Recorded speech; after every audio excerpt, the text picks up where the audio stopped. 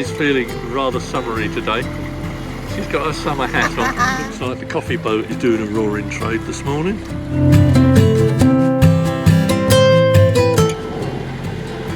They certainly know how to park them in sail, that's for sure.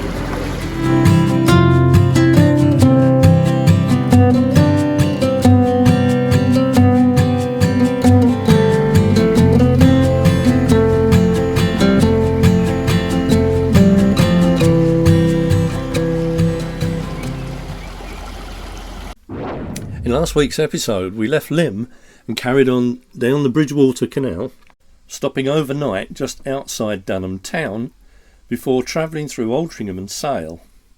We then left you just as we were about to cross the Barton Aqueduct. In this episode we cross the Aqueduct and then carry on to Leigh, having stopped off in Worsley. And we're just about to go on to the Barton Aqueduct. It crosses the Manchester Ship Canal.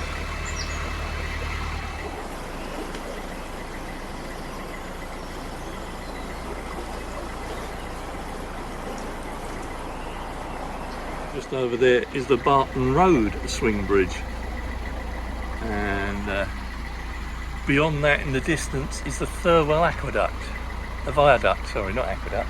I'm on an aqueduct, but the car's there, that's the Thirlwell Viaduct. The M6 I think it is.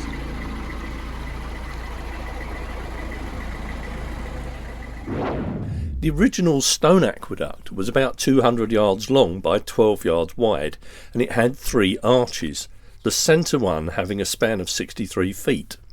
It carried the canal at the height of 39 feet above the River Irwell. It was a major wonder in its day, and some said it was impossible to construct. The decision to build the Manchester Ship Canal was taken in the 1880s, and it was decided to use the course of the River Irwell at Barton as part of the navigation channel. This meant that Brindley's stone aqueduct had to be demolished, although it remained open until the replacement swing aqueduct was completed. Manchester Ship Canal opened for trade on the 1st of January 1894 and was formally opened by Queen Victoria on the 21st of May that year. Sir Edward Leader Williams designed the swing aqueduct, and it holds 800 tonnes of water and has a gross weight of 1,450 tonnes. It swung full of water to allow passage of boats along the Manchester Ship Canal. Because it's swung full of water, it's sealed at both ends with hydraulically operated gates, and the ends of the Bridgewater Canal are sealed in a similar manner. The aqueduct, the first and only swing aqueduct in the world, is a Grade 2 listed building and considered a major feat of Victorian civil engineering.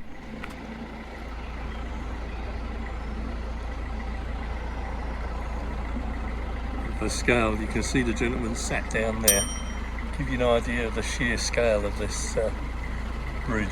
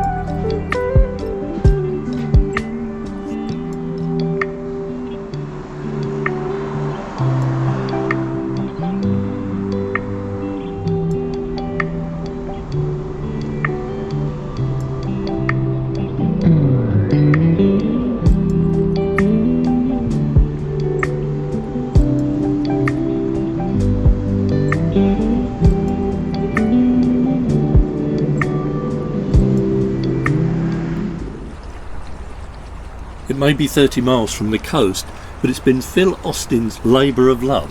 his own lighthouse on the banks of the Bridgewater Canal in Salford. He spent 3.5 years working on this lighthouse, and it has so far cost him €20,000. But his 36-foot tall weekend retreat overlooking the moorings at Monton has been worth it. Phil, now 64, sold his canal barge to pay for his folly, which will soon be fitted out with a light to cast a beam on Morton Green. The lighthouse has 3 floors, the top of which is a 360-degree view. It also has a small office which Phil, of Half Edge Lane, Eccles, plans to use as a refuge from the bustle of everyday life. Although not yet completed, the peaceful setting is well on its way, with a small walled garden, potted plants and a wooden bench in the ground. Coming into the outskirts of Worsley now, with all the new builds here, hoping that we can find a mooring. Worsley is a very popular stopping place for boaters, and being the weekend as well, there is a marina just up the canal, Bridgewater Marina, and I'm sure a lot of the boaters out there will probably be in Worsley. We will see. I'm always the doubter when it comes to mooring up, but I'm sure we'll find something. We're seeing another phenomena on the canal now. The water is slowly turning orange, very similar to that of the canal on the Trent and Mersey by Harecastle Tunnel. And that's because of the iron ore that's leaching out of the coal mines at Worsley. Very similar to the iron ore that's leaching out in the tunnel at Harecastle. A lovely bright orange colour.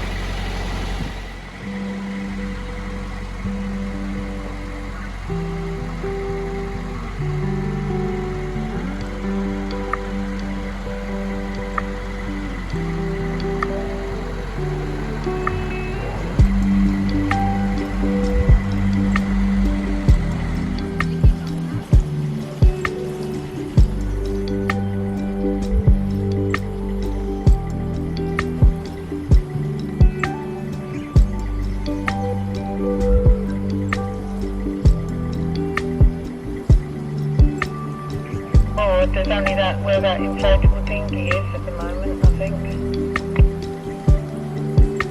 Yeah, maybe make Cassie look to move that.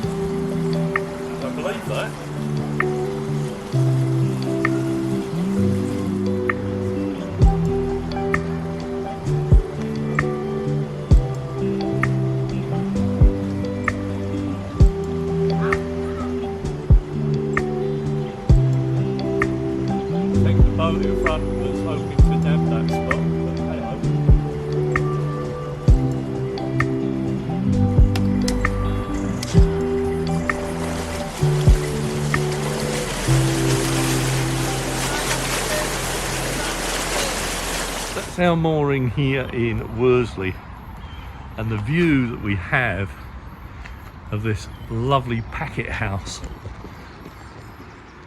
right in front of us. But I've not been vlogging around here because if you go back to our vlog number 20, I did a full vlog on the history of Worsley and its important role in the start of the canal mania. It's worth a look. Well, good morning everybody.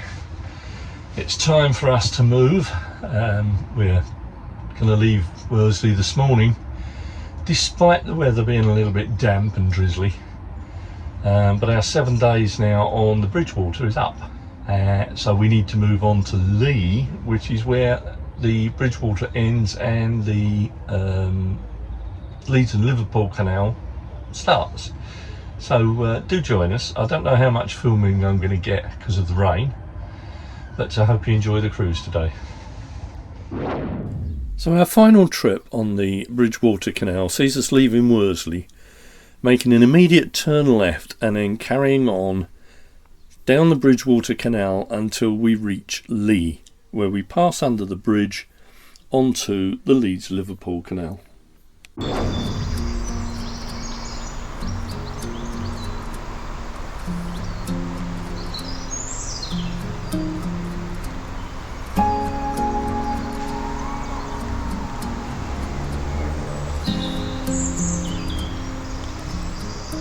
See, not a particularly good day today.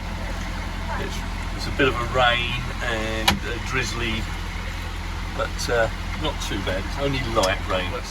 Bless her. Chris is looking after me. Look, she's brought a radio up, keep me company, and she's brought me a mug of tea. It's not too cold. It's okay, and I've got the cover up. I hate cruising with the cover up, but at least it's keeping everything dry. And as you can see, one of the drawbacks of having a wide hatch, they're the electrics cupboards, so they are wide open to the outside world. So another reason why I like to keep the covers up and the hatch slid back while it's raining. But there you go. So we're now on the stretch, just round the corner and up ahead is Bridgewater Marina, where we're going to stop for some diesel, hopefully water, and hopefully get rid of our rubbish if they'll let us. And then we will carry on, and the destination today is Leigh.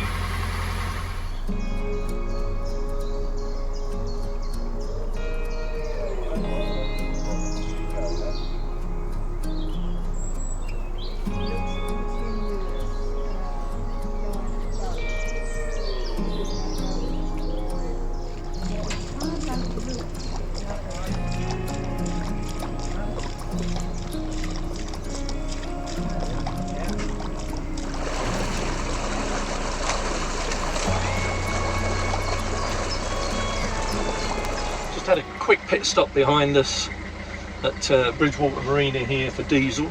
Very good service from the chap there. They've even let us empty our rubbish bins, which is really good. So now we're heading off and continuing our trip. And of course the rain is still in, so we're still under cover.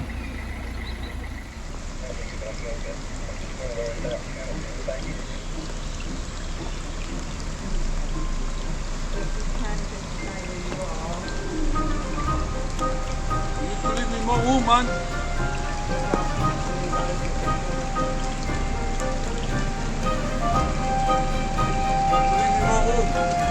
Double win.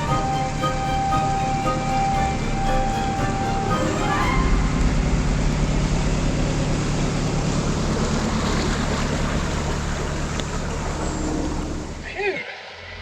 That was interesting. That was the wide beam that pulled out in front of us without looking at the marina. Now, according to Art Monkey on our live feed, he did sound a horn, but as Art Monkey put it, he's heard louder horns on a bicycle. And when I sounded mine, by Christ, the bloke put the brakes on. But he seemed to want all the canal and wanted me out of the way, and as you could see, I had nowhere to go. But hey ho, we got past him, no damage done. And although I did have to drop this pram hood very suddenly to avoid a tree branch, but we got through it unscathed, no tears, no rips. He got through and he's on his way, we've got through and we're on our way, so no harm done. Unfortunately it is still raining, although it's a light drizzle now, so hopefully it will stop eventually. But sorry that there's not much footage of this stretch, that's not all I can do in the rain, but let's hope we've got some good footage on the GoPro.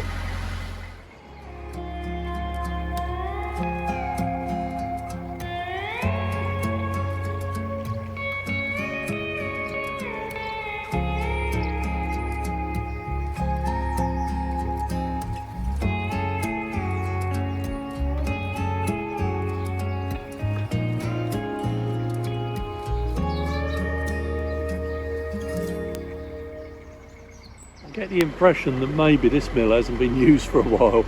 It's got a tree growing out the top of the chimney.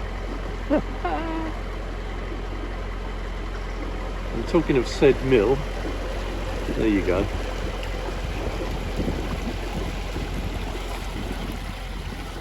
Lots of mills in these here parts.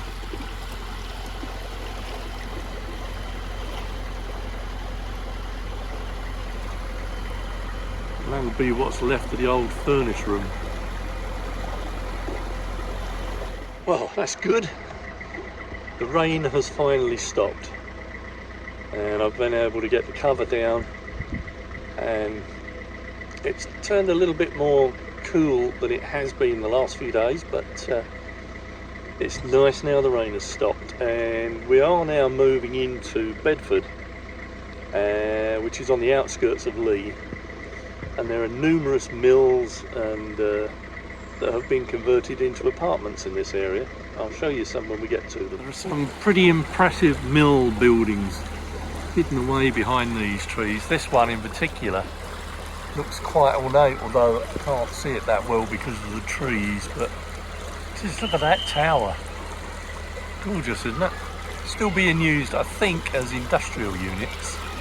And the refrigeration company have got use of it. Then mills like this one have now been converted into nice apartments with quite a view from the top floors, I should imagine. It's nice to see the old buildings put to new use rather than just left to decay.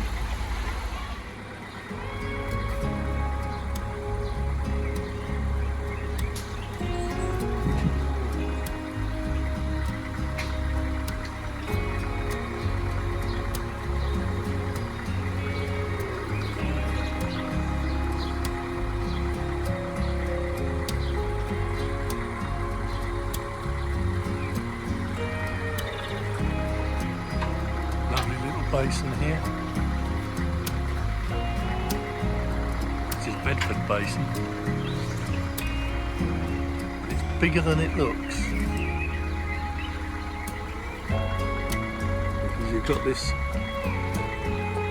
little wharf area here. It's quite a big wharf actually.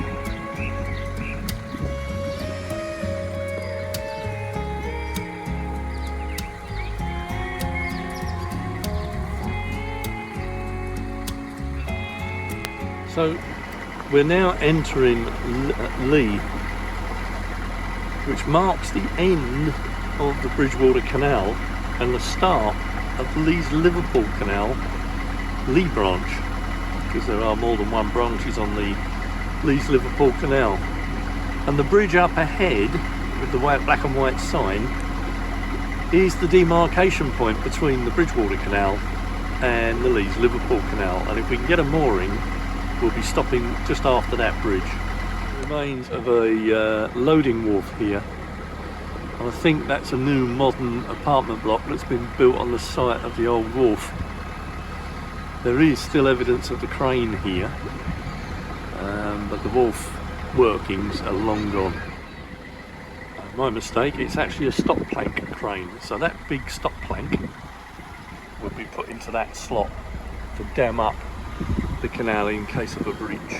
Taking it nice and slow because this is a bit of a low bridge here. It's high enough for us to get through obviously, but it is low. And there we are. One half of AmyJo is on the Bridgewater, the other half on the Leeds and Liverpool.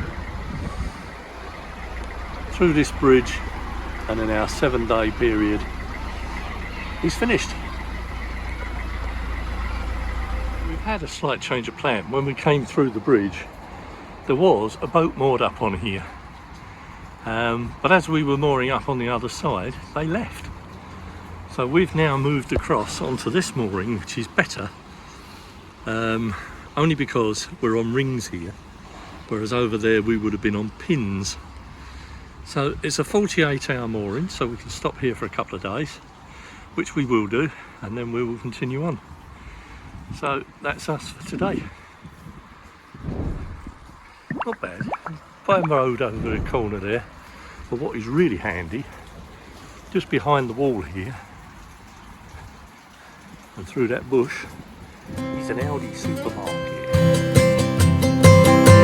Well to find that. Well, that's it for this one.